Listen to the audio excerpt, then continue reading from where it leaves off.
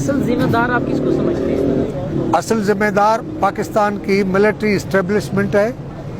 General ہیں۔ اس وجہ سے میں راولپنڈی کا لفظ استعمال کر رہا تھا کہ شاید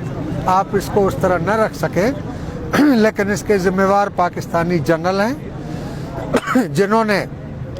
تاریخ سے سبق نہیں سیکھا۔ آج تک ملک کے لیے جو بھی انہوں نے پروجیکٹ بنایا وہ ناکام رہا ہے۔ 48 سے لے کر مشرقی پاکستان میں کتاب کہہ رہے ہیں کہ یہ سرنڈر کر رہے تھے مکتی باہنی اور شانتی باہنی کے سامنے، لیکن انڈین آرمی سے ریکویسٹ کی کہ ہماری زیادہ بے عزتی ہو جائے گی اگر ہم نے مکتی باہنی کے سامنے سرنڈر کیا، آپ آؤ آپ کے سامنے سرنڈر کریں گے، اور پھر انہوں نے انڈین آرمی کے سامنے سرنڈر کیا تھا۔ تو وہ اپنے سے طاقتور کے سامنے سرنڈر کرتے ہیں، اپنے سامنے مجبور اور سیولینز کے ساتھ یہ اشر کرتے ہیں جو آج بلوچوں کے ساتھ ہو رہا ہے، پختونوں کے ساتھ، سندھیوں کے ساتھ ہو رہا ہے، کشمیریوں کے ساتھ ہو رہا ہے، گلگتیوں کے ساتھ ہو رہا ہے، اور پنجاب میں جو بھی اس حق پرست جدوجہد کا ساتھ دیتا ہے، اس استحصال کے خلاف آواز اٹھاتا ہے، اس کو بھی اٹھا کے یہ لے جاتے ہیں۔ وہ لوگ جو ریاست پر قابض ہیں، جنہوں نے چین کے وسائل، بلوچستان کے وسائل چین کے حوالے کیے ہیں، چین اس کے نتیجے میں ہر مہینے اربوں ڈالر سونے، تانبے، سلور اور لیتھیم سے کما رہا ہے، اور اس کی تھوڑی سی کمیشن میں یہ ہماری بیوروکریسی جو راولپنڈی اور اسلام آباد میں بیٹھی ہے وہ ان کے ساتھ ملی ہوئی ہے، وہ کمیشن حاصل کرتے ہیں، اور اپنے حقوق کے لیے جو بلوچ آواز اٹھاتے ہیں ان کو اس طرح جبری گمشدہ کیا جاتا ہے، مسخ شدہ لاشیں دی جاتی ہیں، اور جب تک یہ مزاحمت ختم نہیں ہوتی تب تک یہ جبری گمشدگی کا سلسلہ جاری رہے گا، یا جب تک بلوچستان کو حقوق نہیں ملتے۔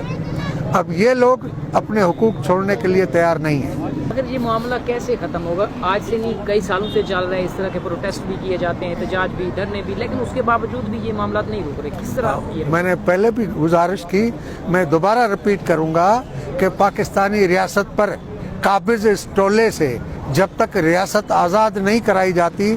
جب تک تمام مظلوم قوموں کے حق پرست جدوجہد کرنے والے اور پنجاب کے محنت کش اور ترقی پسند مل کر کوئی مشترکہ لڑائی لڑ کر انقلاب نہیں برپا کرتے، تب تک ان لٹیروں سے اس ریاست کی جان نہیں چھوٹے گی۔ ہم اس کے لیے منظم کر رہے ہیں۔ کمیونسٹ پارٹی کیونکہ نہ علیحدگی میں ایمان رکھتی ہے، نہ کسی پرتشدد جدوجہد میں یقین رکھتی ہے، لیکن ریاست کی طرف سے جس طرح قومی وحدتوں کے ساتھ زیادتی ہو رہی ہے، جس طرح پرامن لوگوں کو اغوا کیا جا رہا ہے، جبری گمشدہ کیا جا رہا ہے، اس کی جوابی تشدد ہو رہا ہے، جوابی یہ کاروائیاں ہو رہی ہیں۔ اب دیکھیں کتنی ناانصافی ہے کہ پرامن احتجاج کرتے ہوئے وہ مکران میں کٹھے ہوئے، تربت میں کٹھے ہوئے، خوشدار میں، کوئٹہ میں، آخر یہاں تک پہنچے تو آواز کی سنوائی نہیں ہو رہی، الٹا ان کے خلاف جو ہے وہ ریئیکشن آتا ہے۔ تو اس کے خلاف انقلاب کرنا ہوگا۔ کمیونسٹ پارٹی اسے انقلاب کی کوشش کر رہی ہے کہ پاکستان میں سویلینز جو ہے وہ عوام سے لوٹ مار کی ہوئی مال میں حصے داری لینے کے لیے اقتدار میں آتے ہیں۔ الیکشن ڈھکوسلا ہے، ووٹ عوام کو صرف باکس میں ووٹ ڈالنے کا حق ہے، اپنے نمائندے منتخب کرنے کا حق نہیں ہے۔ اور پاکستان کی جو حکمران طبقات کی پارٹیاں ہیں، جو اشرافیہ طبقے کی پارٹیاں ہیں، وہ اس لوٹ مار کے مال سے حصے داری کے لیے سمجھتے ہیں کہ اقتدار کا پاور بروکر جو ہے وہ راولپنڈی میں بیٹھا ہوا ہے، لہٰذا اس کے پیچھے، اس کے سامنے دم ہلاتے پھرتے ہیں، اقتدار کی بھیک مانگتے پھرتے ہیں، وہ عوام کے نمائندے نہیں ہیں۔ عوام کو جب یہ احساس ہو جائے گا،